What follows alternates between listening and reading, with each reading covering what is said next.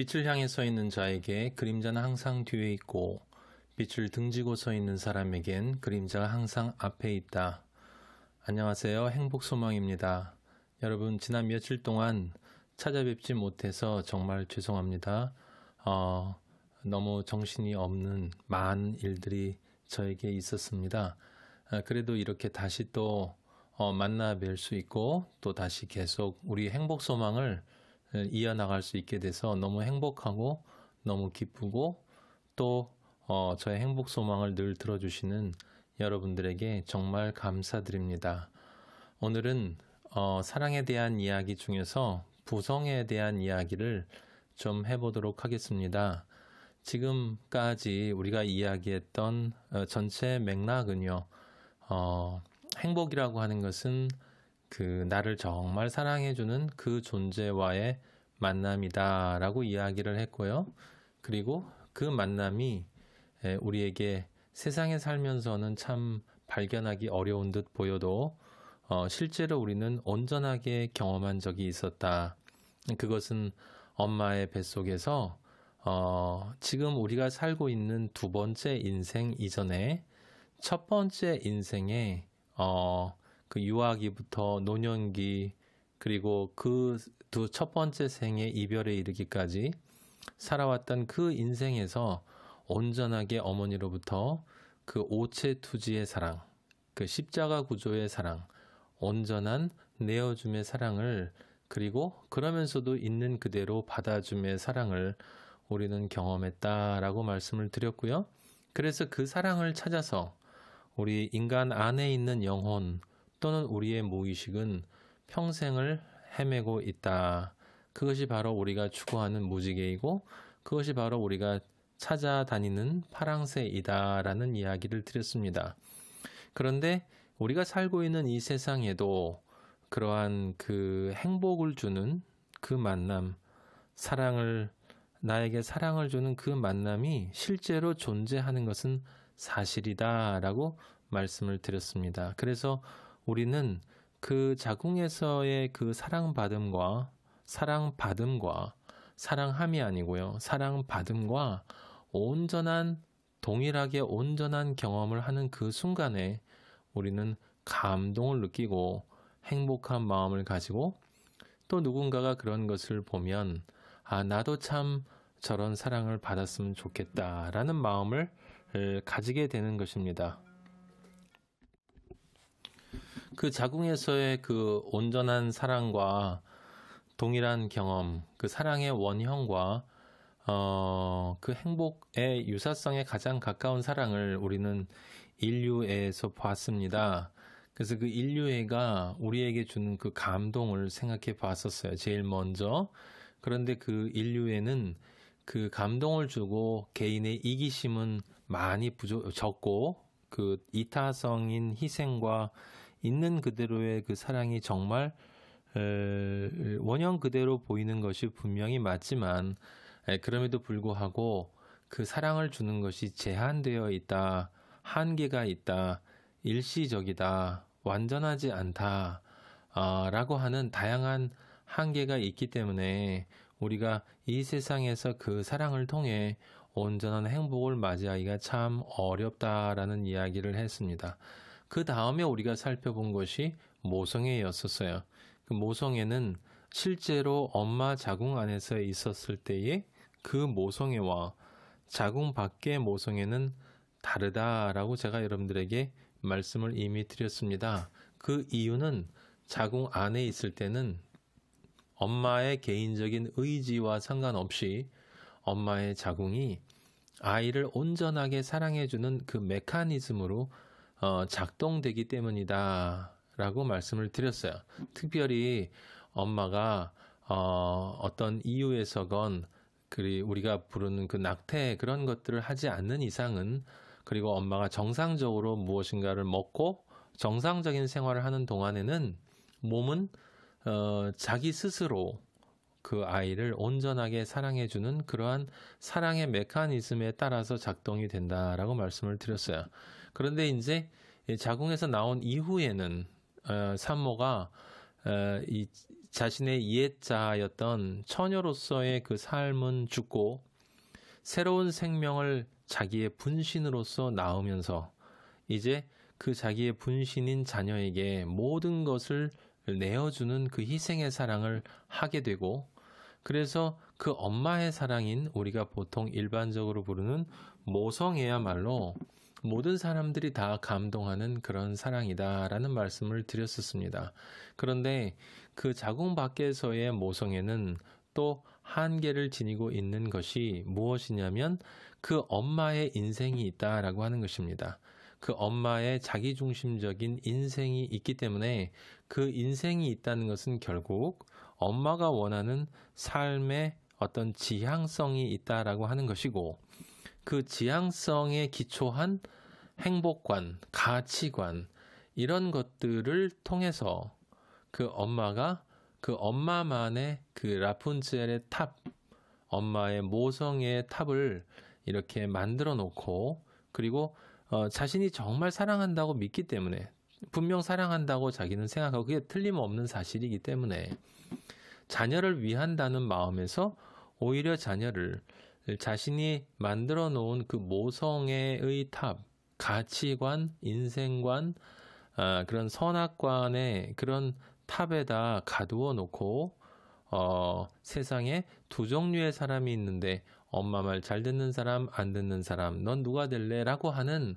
그러한 일종의 그 폭력도 행사할 수 있는 것이다. 그래서 가장 강력한 희생이 가장 강력한 집착으로 변질되어질 수 있는 우려가 있는 것이 모성애이고, 그래서 모성애가 양면성이 있다라고 말씀을 드렸고, 그래서 그것이 진정 사랑이 되기 위해서 반드시 넘어야 될 그 모성애가 넘어야 할 장벽이야말로 바로 자기 자신, 정확하게 말하면 자기 자신의 내면에 있는 자식을 향한 그 용광로처럼 불타오르는 그 집착, 그 집착을 내려놓는 것이 너무나 힘들고, 하지만 그 너무나 힘든 그것을 내려놓지 않으면 정말 자녀를 향한 순수한 사랑으로 나아가기가 어렵다. 그래서 한계가 있는 것을 우리가 확인을 했습니다.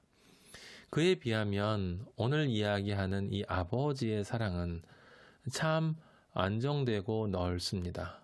예, 고흐가 그린 그 탕기 아저씨의 초상이라는 그림에서도 볼 수 있는 것처럼 이렇게 후덕한 모습으로 많은 것들을 이렇게 받아줄 수 있는 넓은 몸으로 이렇게 푸근하게 앉아있는 이 아저씨의 모습을 보면 우리네 아빠의, 그래 아들아 너무 공부하느라고 힘들지, 너무 이렇게 각박한 사회에서 뭔가를 해야 된다라는 이제 성인이 되어가는 과정에서 얼마나 살아내는 것이 힘드냐, 그냥 건강하게만 자라라. 이 아빠는 네가 건강하게만 자라고 네가 행복하면 그냥 그걸로 만족한단다 라고 하는 그런 아빠의 미소가 이 탕기 아저씨의 초상에 참 나타나 있는 것 같아요.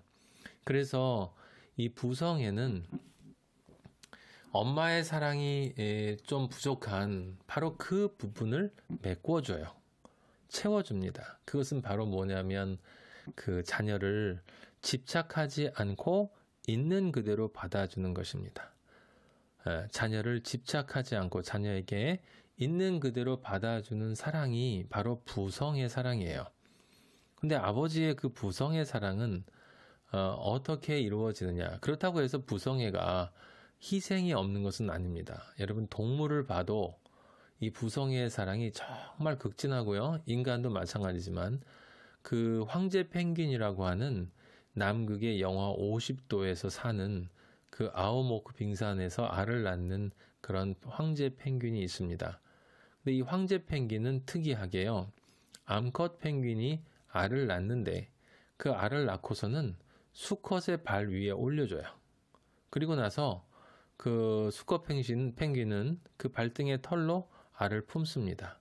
그리고 꼼짝하지 않고 식음을 전폐한 채 이제 먹이를 찾아서 멀리 떠난 암컷 펭귄이 언젠가 먹이를 구해오기를 기다리면서 그 자식을 발등에 털로 품고 기다립니다. 기다리고 또 기다리고 이제나 저제나 내 아내가 우리 아이를 위한 먹이를 가져올까 기다리는 동안에 평균적으로 몸무게가 15kg까지 감량이 된다고 합니다. 근데 그래도 안 돌아올 때가 많이 있대요. 당연히 그렇겠죠. 저 추운 곳에서 먹을 것을 찾아오는 게 얼마나 힘들겠습니까? 근데 그렇게 해서 어미 펭귄이 돌아오지 않으면 이 아비 펭귄이요, 아기를 살려야 되니까 자기는 굶주림에 지쳐 있음에도 불구하고 자신의 위벽하고 식도의 점막을 녹인다고 합니다. 그걸 어떻게 하는지는 모르겠지만 어쨌든 그렇게 녹여서 토해낸대요. 그리고 그걸 자녀에게 먹인다고 하는데 그 이름을 그래서 펭귄 밀크라고 부릅니다. 이 황제 펭귄의 부성에는 우리가 알고 있는 모성과 참 비슷해요. 모든 것을 희생하는 이 부성입니다. 그런데 그러면서도 있는 그대로 받아주는 모습이 있습니다. 여러분이 잘 알고 계시는 그 가시고기라는 소설이 있지 않습니까? 그 가시고기에 나오는 그 아빠와 아들, 다오미에게 아빠가 이야기하지 않습니까? 행복하다는 건 있잖아, 아들아. 사랑하는 사람과 함께 지내는 거야. 그리고 사랑하는 사람이 있으면 그 사람을 위해서 뭔가를 할 수 있는 거. 그게 사실은 행복이야. 라고 하면서 아빠는 다오미를 사랑하는 것이 자신의 행복이다. 라고 이야기를 합니다. 근데 우리가 초점을 맞추고 있는 것은 그 아빠가 아니라 다오미예요. 다오미는 아빠로부터 바로 그런 사랑을 받습니다. 그 가시고기의 사랑이 그냥 나온 것이 아니라 이 가시고기의 사랑이 실제 가시고기가 다른 동물들하고 근본적으로 다르다고 해요. 이 황제 펭귄과 참 비슷한데요. 가시고기가 자식을 사랑합니다. 그리고 희생해요. 수컷이 먼저 맑은 물이 고인 웅덩이에다가 수초로 둥지를 만든다고 합니다. 그럼 그 다음에 암컷이 와서 거기에 교미를 해요. 그럼 교미 후에는 암컷은 알을 낳고 바로 죽어버린다고 합니다. 그러면 이제 혼자 남은 아비가 이 새끼를 보호하면서 키운 뒤에 이제 이 새끼가 알에서 딱 부화하면 그 아빠는 그 다음에 바위 밑에서 죽음을 맞이한대요. 그런데 그렇게 나온 새끼들은 자신을 그렇게 기르며 기르다가 죽은 아빠를 알아보지 못하고 그 아빠의 시체를 첫 먹이로 삼고 자란다고 합니다. 다른 어떤 어류들도 이런 어류는 없다고 해요. 그래서 가시고기는 우리가 생각하는 그 사랑의 원형에 가장 가까운 모습을 가지고 있습니다. 네. 우리 아빠들이 실제로 그렇다라고 하는 거죠. 많은 경우 우리 아빠들이 보통 가족에서 문제를 일으키고 뭐 술 마시고 또는 빚보증 쓰고 친구들이랑 뭐 놀러 다니고 또는 좋지 않은 이중생활 같은 것을 하는 것을 통해서 항상 가족의 문제가 되는 존재로 드러나긴 하지만 물론 그런 부분이 없는 것은 아니지만 당연하죠. 왜냐하면 자기 자신의 또 인간 중심적인 사고가 있기 때문에 그럼에도 불구하고 그 아빠의 사랑은 참 넓고 참 깊고 참 따뜻하고 참 하늘처럼 푸르른 그런 모습을 가지고 있습니다. 네. 그런데 이 아빠의 사랑도 조금 전에 말씀드린 것처럼 그런 약점이 있어요. 엄마의 사랑과 똑같이 아빠에게도 탑이 있습니다.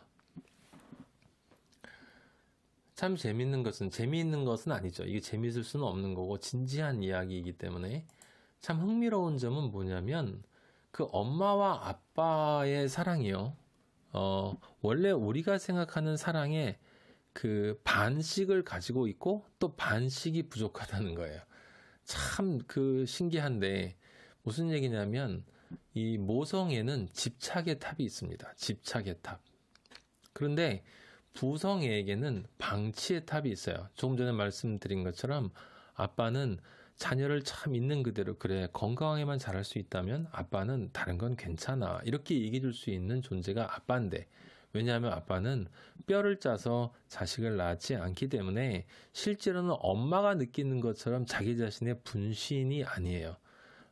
사실 아빠는 본능적으로 자식을 인격체로 인정해 줄 수 있는 조건을 가지고 있습니다. 왜냐하면 자신의 배는 가르지 않았기 때문에. 그래서 아기는 자신의 피를 가지고 있지만, 유전자를 가지고 공유하고 있지만, 그것을 실제 몸으로 엄마처럼 체험하지 않았거든요. 체험하지 않았기 때문에, 따라서 아빠에게는 그런 있는 그대로 받아줄 수 있으면서도 동시에 무엇을 할 수 있냐면, 그 있는 그대로 받아주는 만큼 자녀에 대해서 관심이 없어질 수 있는 거예요. 반대로. 그래서 무관심해질 수 있고 방치할 수 있기 때문에 그 방치의 탑이 있다라고 하는 것입니다. 근데 재밌는 건, 다시 한번 말씀해요. 흥미로운 건 무슨 얘기냐면, 이 모성과 보성이 반씩 가지고 있고 반씩 없다고 하지 않았습니까? 그래서 이 모성애를 보면 집착의 탑이 있는데 대신 희생하죠. 그래서 사랑의 형상 쪽으로 보면 무조건적 포용하는 그 사랑의 모습과 희생의 모습을 엄마는 가지고 있어요. 단점은 뭐냐면 집착하고 또 무조건적으로 받아주는 것이 아니고 맹목적으로 우리가 그 마더에서, 영화 마더에서 본 것처럼 자식이 살인자라 하더라도 그냥 무조건 내 새끼만, 이런 맹목적인 포용이 있습니다. 반면 부성애는 그 사랑의 형상 쪽에서 바라보면 있는 그대로, 엄마에게 없는 집착을 벗어난 있는 그대로의 사랑을 가지고 있는 반면, 그 엄마가 일반적으로 가지고 있는, 아까 그 황제 펭귄과 가시고기 같은 경우에는 좀 예외적인 것이고, 일반적으로는 아빠는 희생하거나 그런 관심을 적극적으로 보이기보다는 방임하고 방치하고 그냥 있는 그대로 놔두기 때문에 그런 경우가 많이 있다라고 하는 것입니다. 그리고 아빠는 객관적으로 머무르기 때문에 바른 훈계를 할 수 있는데 반해 엄마와 달리 대신 바른 훈계를 한답시고 또 독단적인 훈계를 하는 게 아빠의 단점입니다. 그래서 늘 자기중심적으로 교육을 하려고 그래요. 뭐 돈이 없어서 뭐 과외를 못 한다고? 나는, 아빠는 옛날에 먹을 것도 없는데 뭐 맨날 고구마 먹어가면서 공부해도 이만큼 잘했는데 왜 너는 내가 먹을 거 다 먹여주고 좋은 집에서 살면서 못하니? 라고 하는 그런 자기중심적인 판단이 아빠에겐 있다라고 하는 것입니다. 근데 신기한 건, 만약에, 근데 대부분의 이제 그 집안은 이 모성의 이기주의와 부성의 이기주의가 결합이 되면 참 힘들어요. 자녀들한테는. 근데 대신 만약에 모성의 사랑과 부성의 사랑이 서로 결합이 되면, 그러면 정말 진짜 사랑을 그 자녀는 받게 되는 것입니다. 정말 행복한 자녀가 되는 거죠. 그런 부모를 만난 아이들은 사실은 무엇을 해도 괜찮습니다. 왜냐하면 진짜 사랑을 자신에게 주는 그 존재와 만났잖아요. 엄마, 아빠 합쳐서. 그러니까 행복한 존재가 되는 것이죠. 만약에 한부모 가정의 경우에는 이 모성과 부성의 것을 혼자서 다 줘야 하니 얼마나 힘들겠습니까? 그분들의 그 고뇌나 노고도 우리가 그래서 참 알아주어야 하는 것이 아닌가라는 생각을 해봅니다. 부모가, 아빠와 엄마가 함께 하나의 부모로 존재하는 건 그냥 있는 것이 아니라 정말 자녀가 행복하기 위해서 꼭 필요한 요소인 것 같아요.